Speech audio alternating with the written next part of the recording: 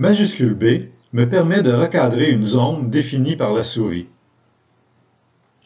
J'ajoute un polygone mesh, torus, et je peux avoir accès à une boîte de dialogue en bas à gauche afin de changer l'orientation, de définir le rayon principal, le rayon secondaire et aussi de définir le nombre de subdivisions. Je n'aurai plus accès à ces paramètres après avoir activé un nouvel outil. Je passe en mode édition, ce qui me permet de travailler avec les vertex, les arêtes et les faces d'un polygone mesh.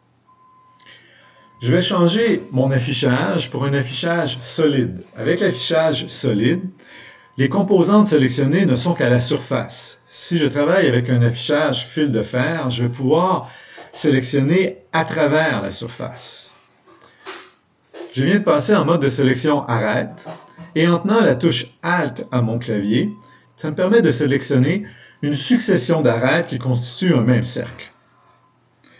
Je définis que mon point pivot sera le centre de la boîte englobante et de cette façon, avec le changement d'échelle, je peux changer ma forme. J'active la transformation par changement d'échelle avec le raccourci S au clavier. En appuyant sur majuscule X, je viens d'exclure l'axe des X à ce changement d'échelle et donc la transformation ne se fait que sur l'axe des Y et l'axe des Z.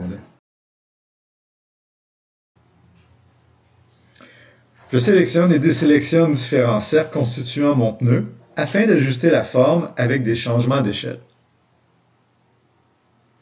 Je vais sélectionner l'ensemble des faces, donc A au clavier, et élargir en définissant que c'est l'axe des X pour avoir un pneu qui est davantage trapu, comme était originalement le camion Gafford afin d'avoir un poids plus important à l'arrière du camion.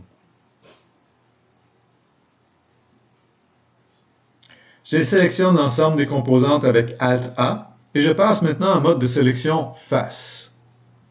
Je vais prendre l'outil de sélection cercle qu'on peut activer avec le C au clavier. Celui-ci me permettra avec la roulette de la souris de changer le radius de mon cercle de sélection. Et j'avais défini le nombre de subdivisions de mon torus en fonction du nombre de rayons que j'avais sur mon image de référence.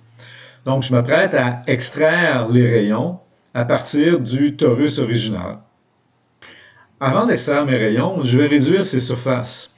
Alors, je vais passer avec un point pivot qui est origine individuelle pour faire un changement d'échelle qui fait en sorte que la base du rayon ait la même largeur que mon image de référence en rotoscopie. Par la suite, je reviens avec un point pivot qui est centre de la boîte englobante et je vais activer avec E l'extrusion de ces surfaces. Et à nouveau, je vais changer mon point pivot pour origine individuelle pour contrôler leur largeur. Donc, le type de point pivot change la façon d'interagir avec le changement d'échelle et aussi l'effet obtenu avec les extrusions.